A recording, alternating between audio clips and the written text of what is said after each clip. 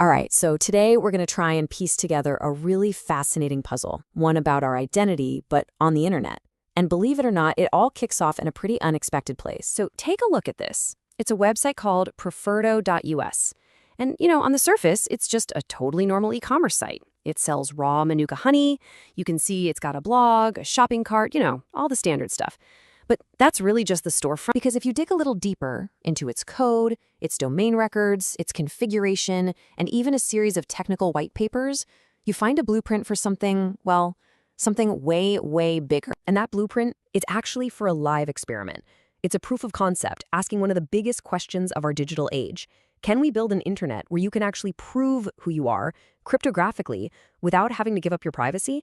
Well, that's what we're going to find out. Okay, so like with any good puzzle, before we can even get to the solution, we have to really understand the problem we're trying to solve. You see, at its very core, the internet has a huge trust problem. Every single time you type in a web address, you're basically taking a leap of faith. I mean, how do you really know you're at the genuine site? And from their end, when you log in, how does the site know it's really you?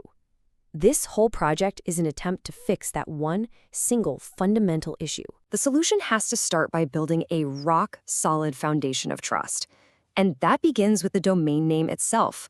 See, before a website can verify your identity, you need to be able to verify its identity. And that's layer one. And that's where this protocol, DNSSEC, comes into play.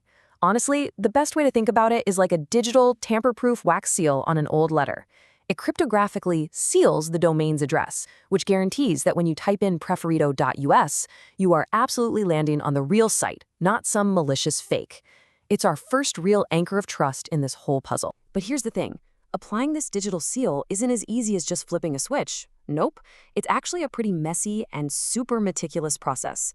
The project's own logs show that this journey took weeks. It started back on June 18th with a totally unsecured domain, and it wasn't until the 29th that the crucial security records were finally active across the entire internet. And even then, the job still wasn't quite done. And right here, this is the proof, side by side. Before, on June 18th, you can see the system basically says, nope, no security records here. But then after, on the 29th, there it is, a verifiable cryptographic signature. This is the exact moment that digital seal becomes officially recognized. But even with that seal in place, the system still wasn't completely bulletproof. A support ticket filed on June 30th shows just how incredibly complex this stuff is. I mean, to put it in plain English, it basically means that while the main lock was on the front door, a few of the windows weren't latched just right. Getting this tiny level of detail correct is what separates a decent system from one you can actually truly trust. So with that foundation of trust now poured and set, it's time to build the next layer. And this is where we connect this secure, traditional domain to a new, decentralized kind of identity, one that lives on the blockchain. And the way this works is actually kind of beautiful in its simplicity. So first, you secure the domain with that digital seal we just talked about, DNSCK. Then you add a special little piece of text into the domain's public code. And that text record, it acts like a public claim pointing the domain to a very specific identity on the Ethereum blockchain. And this little string of code right here, that's the key that connects everything.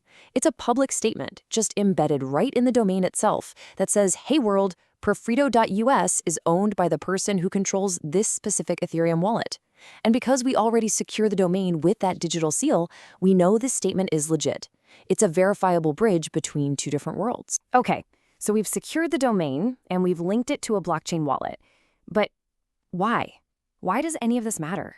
What problem does this actually solve? Well, it all comes together in this concept the project's architect calls an identity loop. So just imagine a visitor, let's call him Abhishek, like in the paper. He arrives at the site. He's anonymous, but then by using his own crypto wallet to sign a message, he proves he's the owner. He gets back to preferido.us as Abhishek, but this time, his identity isn't just some username in a database. It's a cryptographic fact. What's really fascinating is the way the project thinks about this. They frame it as a boundary value problem, which is a term from mathematics, but the idea is actually pretty simple. You've got a starting point, that's the anonymous visitor, and you've got an ending point, the verified visitor. Everything we just walked through, from the digital seal to the blockchain link, is the engine that moves a person from that point A to point B. And this mix of math and philosophy and code, this is where things get really, really ambitious. Because this isn't just about a better way to log into a website. It's about a completely new way of designing our online systems. This quote from one of the project's white papers really shows you the true depth of the vision here. It's reimagining the mempool, which is basically just the waiting room for blockchain transactions, not as a bunch of code, but as a space that's full of human intention and trust. It's a sign that this project isn't just about the technical plumbing, it's more like a philosophical quest to build more human, more intelligent systems. And when you think that way, it unlocks some incredible applications. I mean, you could build a domain GPT, an AI that you know is only using verified info from that site, not just scraping random stuff from the web. You could have truly secure credential vaults. You could even have something called gasless verification, which would let people prove their identity without having to pay blockchain fees.